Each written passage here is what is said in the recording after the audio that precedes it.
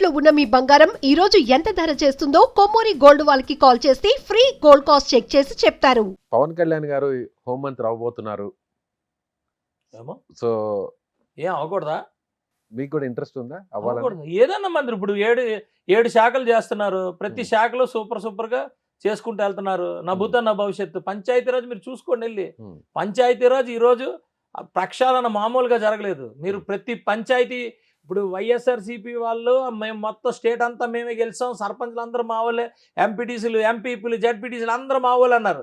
Almost 3 years nothing, ₹1 ఇవ్వలేదు, ₹1 లేదు. కానీ ఈయన వచ్చిన తర్వాత ఎన్ని సంస్కరణలు జరిగినాయి. నేనైతే ప్రతి శాఖ కూడా కనీసం పవన్ కళ్యాణ్ గారు ఒకసారైనా చేస్తే ప్రక్షాళన అయిపోతుంది.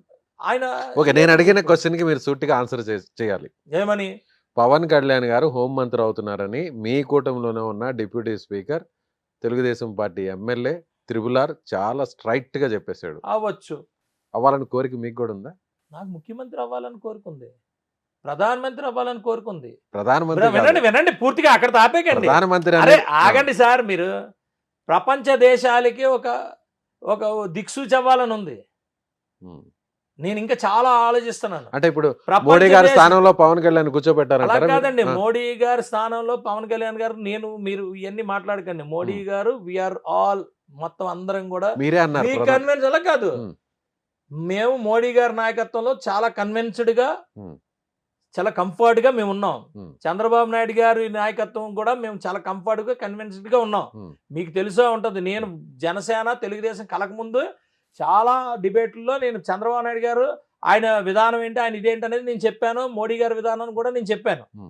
ఏమండి, ఇవన్నీ కూడా చెప్పాను. నేను అదే అన్నట్లా, నాకు ఇష్టమైన నాయకుడు కాబట్టి ప్రపంచ దేశాల్లో ఈ రోజు యుద్ధాలు జరుగుతున్నాయి కదా, ఈ యుద్ధాలన్నీ కూడా ఆపగలిగే వ్యక్తి మా పవన్ కళ్యాణ్ గారు అనుకుంటాను. నేను ఆ స్టేజ్కి వెళ్ళాలని అనుకుంటాను. ఓకే, హోంమంత్రి పదవి గురించి డిస్కషన్ చేద్దాం. ప్రపంచ దేశాల్లో అత్యుత్తమైన ఒక లీడర్ అక్కడికి రావాలంటే అది భారతదేశం నుంచే రాగలరు. భారతదేశం నుంచి ఉన్న వాళ్ళు పీస్ ఇవ్వగలుగుతారు ప్రపంచానికి. ఇది నేను బాగా స్ట్రాంగ్ గా నమ్ముతాను. ఒక భారతీయుడు అనేవాడు, అందులో మా పవన్ కళ్యాణ్ గారు లాంటి వ్యక్తి 100% దానికి సూటబుల్ అంటాను నేను. ప్రధానమంత్రి కాదు, ప్రపంచ దేశాలనే ఆయన ఒక మంచి దీంట్లోని తీసుకెళ్ళగలిగే. ఇప్పుడు మోడీ గారు అలాగే కదా తీసుకెళ్తున్నారు. మోడీ గారు తీసుకెళ్తున్నారు కదా. మీకు అంటుంది ఏంటంటే మీరు కేవలం కాంట్రవర్సీ మాటలు లేకపోతే కాదు, మీ కూటమిలో ఉన్న ఎమ్మెల్యే డిప్యూటీ స్పీకర్ మీరు విజయ్ గారు అన్ని మాట్లాడకండి. ఆయనే చెప్పారు. అంటే పవన్ కళ్యాణ్ గారికి ఏమన్నా ఆలోచన ఉందా? మీ వైపు నుంచి సార్ వినండి, మా పార్టీకి అధ్యక్షుడు ఎవరు? పవన్ కళ్యాణ్. పవన్ కళ్యాణ్ గారు అవ్వమనే మేము కోరుకుంటాం. అది ఎమ్మెల్యేగా కోరుకుంటున్నారా, జనసేన పార్టీ నాయకుడిగా కోరుకుంటున్నారా? జనసేన పార్టీ నాయకుడిగా, ఎమ్మెల్యేగా, సుందర విజయ్ కుమార్ ఇండివిజువల్గా కూడా కోరుకునేది ఏంటి? మేము ఆ పార్టీలో ఎందుకున్నాం? మా నాయకుడిగా గుర్తించి కదా మేము ఉన్నాం. ఆయన ఒక నాయకుడిగా గుర్తించాం, మా నాయకుడిగా గుర్తించుకున్నాం, మా నాయకుడిగా మేము కన్విన్స్ అయ్యాం ఫుల్గా. ఆయన అవ్వాలని అనుకుంటారు, ఎవడైనా అలాగే అనుకుంటాడు. టీడీపీలో ఉన్న వాళ్ళందరూ చంద్రబాబు నాయుడు గారు, లోకేష్ గారు అవ్వాలని కోరుకుంటారు. బీజేపీలో ఉన్న వాళ్ళందరూ మోడీ గారు, ఇంకొక వ్యక్తి అవ్వాలని. పవన్ కళ్యాణ్ గారు అడిగితే హోంమంత్రి ఇవ్వడం అనేది పెద్ద విషయం కాదు, అసలు దాని గురించి డిస్కషన్ అవసరం లేదు. కానీ ఇప్పుడు ఎందుకు ఈ చర్చ? ఏముండదండి, అడిగారు నేను సమాధానం చెప్పాను. ఇప్పుడు ఎందుకు త్రిపులార్ అనే ఆయన నేరుగా ఆయన మాట్లాడారంటే నేను వెళ్ళిపోతాను, ఆయన పిల్లండి. మీరే అన్నారు కదా హోంమంత్రిగా అవ్వచ్చేమో అని అన్నారు. అంటే మీరు ఎలాగా కాదని ఎలాగంటారు? అంటే ఇప్పుడు ఎందుకు వస్తుంది చర్చ? నాకేం తెలుసు, మీరు కదా అడిగింది. అంటే ఇప్పుడున్న హోంమంత్రి సక్రమంగా పనిచేయడం లేదనే అభిప్రాయం చేస్తున్నారు. మరి ఎందుకు వస్తుంది డిస్కషన్? మీరు అడిగారు, త్రిపులారే అన్నారు ఆ మాట. అడిగారండి, వారం రోజుల్లో అవబోతుంది, సో ఆయన్ని చూడాలనుకుంటున్నాం. త్రిపులాని అడగండి, దాని గురించి ఎక్కడైతే లేదైతే. అరే అడగండి, త్రిపులాని అడగండి, త్రిపులాని అడగండి. లేదంటే మిమ్మల్ని మీరు తెచ్చి మీరేదో అలాగే ఓకే త్రిపులార్ గారిని అడుగుదాం. మరి జడా శ్రవణ్ గారు ఆయన కూడా ఒక మాట అంటున్నాడు, డిప్యూటీ సీఎం అవుతాను, తొందరలో నేనేంటో చూపిస్తాను అంటున్నాడు. అవునండి సార్, అందులో 4 అయ్యారు, ఇందులో ఒకరు ఉన్నారు. ఎవరికి నచ్చింది అలా అవుతారు. అవనియండి, తప్పే. ఎవరా 4? వైఎస్ఆర్సీపీలో 4 డిప్యూటీ సీఎంలు ఉండేవాళ్ళు. తెలుగుదేశం కూటమి, ఎన్డీఏ కూటమిలో ఒకరు ఉన్నారు. మీ నాయకుడు, మా నాయకుడు. అలా ఎవరు ఎప్పుడన్నా అవ్వచ్చండి, ఎవరు కాదని ఎవరన్నారు? ఒక ఛాయ్ వాళ్ళ ప్రధానమంత్రి 15 సంవత్సరాల నుంచి అక్కడ కూర్చొని ఈ దేశాన్ని గురించి ప్రపంచం మొత్తం ఈరోజు యాక్సెప్ట్ చేస్తున్నారు. ప్రపంచం మొత్తం అగ్రదేశమైన అమెరికా కన్నా అత్యంత విలువ ఎక్కువ ఉన్న ఎవరైనా వ్యక్తి ఉన్నాడంటే అతను మోడీ గారు. ఈ రోజు యుద్ధం జరుగుతుంటే కనీసం మనకి కనీసం తెలియనికుండా మన లైఫ్ స్టైల్ మీద ఇంపాక్ట్ అవ్వకుండా చూసుకుంటుంటే దాన్ని లీడర్షిప్ అంటారు.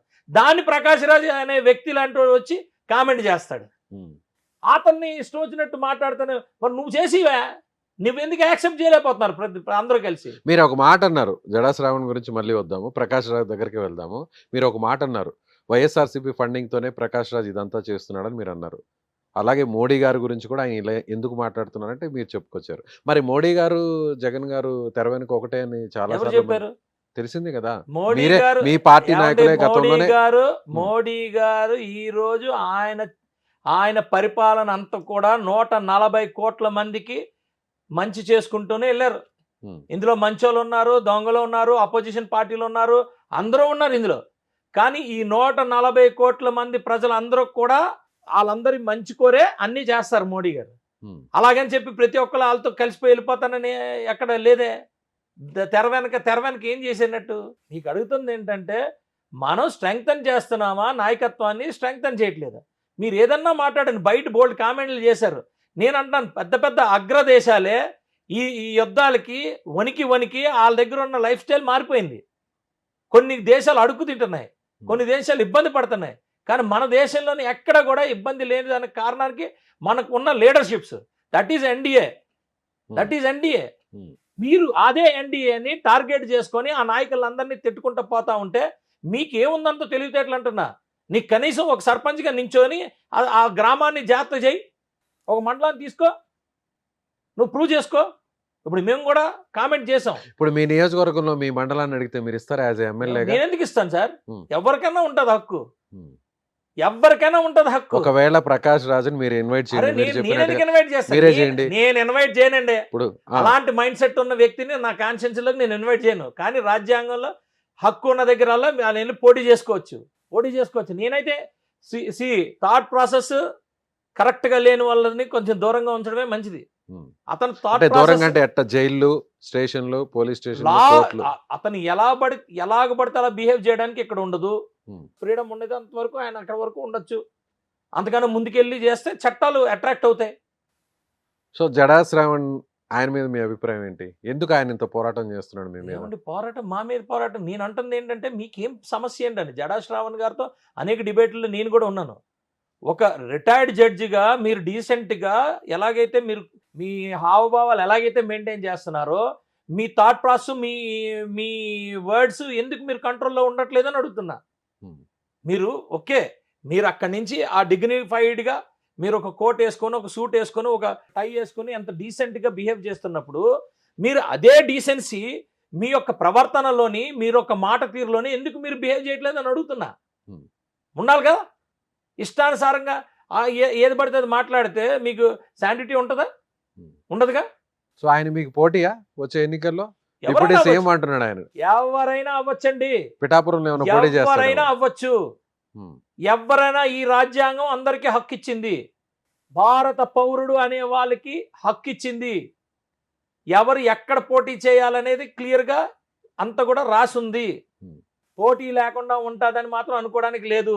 ఎవరైనా రోడ్డు మీద వెళ్తున్న వ్యక్తి కూడా ఆ రోజు కనీసం అతనికి ఒక కుటుంబం లేకపోయినా కూడా పోటీ చేయడానికి ఆయన అర్హుడే. సుమన్ టీవీలో మీ పర్సనల్ అండ్ బిజినెస్ ప్రమోషన్స్ కోసం కింది నెంబర్కి కాంటాక్ట్ చేయండి.